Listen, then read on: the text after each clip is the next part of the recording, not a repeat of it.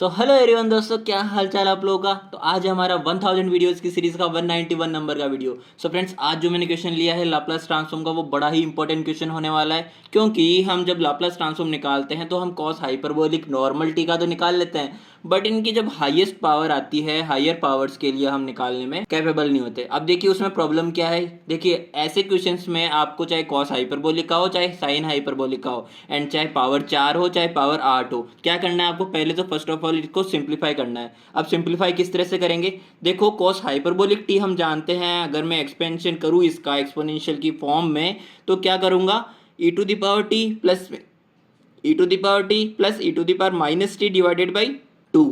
Okay, क्योंकि यहाँ पे टी था इसलिए यहाँ पे ई की पावर में भी टी आया। अब अगर मैं बात करता हूँ यहाँ पे इसकी पावर 1 के लिए होल पावर 1 हुई है। अगर मैं कॉस हाइपरबोलिक 4 पावर के लिए बात करता हूँ तो यहाँ पे भी इसकी होल पावर क्या हो जाएगी, 4 हो जाएगी।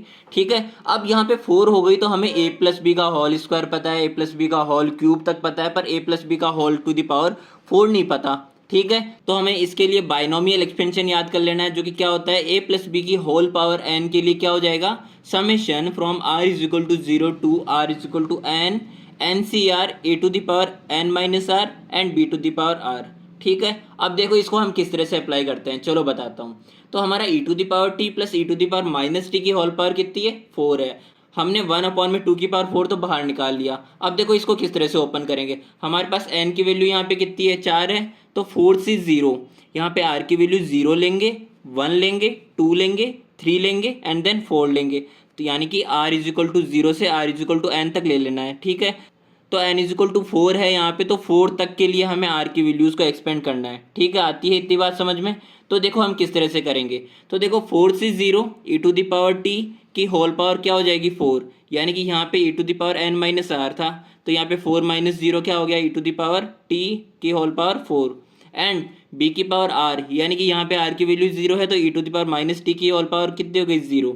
4 से 1 E to the power T की होल पावर कितनी हो जाएगी, 4 minus 1 3 and E to the power minus T की होल पावर कितनी हो जाएगी, आर यानी कि 1 एंड देन 4 से 2 E to the power T की होल पावर कितनी हो जाएगी, 4 माइनस 2 यानी कि 2 and E to the power minus T की पावर कितनी हो जाएगी, 2 एंड देन 4 से 3 E to the power T की पावर हो जाएगी 4 माइनस 3 यानी कि 1 हो जाएगी यहाँ पे, and E to the power minus T की होल पावर हो जाएगी 3। ठीक है, एंड देन हम 4 से 4 के लिए बात करेंगे तो यहाँ पे 4 माइनस 4 0 यानी कि ई टू द पावर टी भी 0 हो जाएगी, एंड यहाँ पे 4 है आर की वैल्यू, तो E to the power minus T की पावर भी क्या हो गई, 4। अब देखो हमें इसको ओपन कर लेना है। ओपन किस तरह से करेंगे, फर्स्ट ऑफ ऑल तो हमने जब परम्यूटेशन एंड कॉम्बिनेशन पढ़ा था ना 11th-12th क्लास में, तो वहाँ पे एक फॉर्मूला पढ़ा था एनसीआर। तो एनसीआर का हमारे पास फॉर्मूला क्या होता है, NCR is equal to N factorial upon में एन माइनस आर का whole factorial multiplication R factorial. आती है इतनी बात समझ में। तो यहाँ पे हम जब 4C 0 की बात करेंगे एंड 4C 4 की बात करेंगे, तो जब आप इन दोनों को ही इस तरह से ओपन करके देखेंगे ना, तो आपके पास वैल्यू 1 ही निकल के आएगी। आप यहाँ पे रख के भी ट्राई कर सकते हो। एंड हम बात करते हैं NC1 के लिए, हमारे पास ऑलवेज वैल्यू कितनी होगी, n ही होगी, तो यहाँ पे 4C1 के लिए वैल्यू क्या हो जाएगी, 4 हो जाएगी। ठीक है, अब देखो हम इसको सॉल्व करके बताते हैं। फर्स्ट ऑफ ऑल तो यहाँ पे 4C0 1 हो गया and E to the power T की होल पावर 4 है, तो E to the power 4t हो गया, प्लस 4 हो जाएगा यहाँ पे 4C1 की वैल्यू जो मैंने बोला था। ठीक है, यहाँ पे एंड देन हमारे पास E to the power T की होल पावर 3 है, तो E to the power 3t and E to the power minus T, plus में यहाँ पे जब 4 से 2 के लिए हम सॉल्व करेंगे तो 4 फैक्टोरियल अपॉन में 4 माइनस 2 का होल फैक्टोरियल, यानी कि 4 माइनस 2 कितना हुआ, 2 फैक्टोरियल एंड देन 2 का फैक्टोरियल।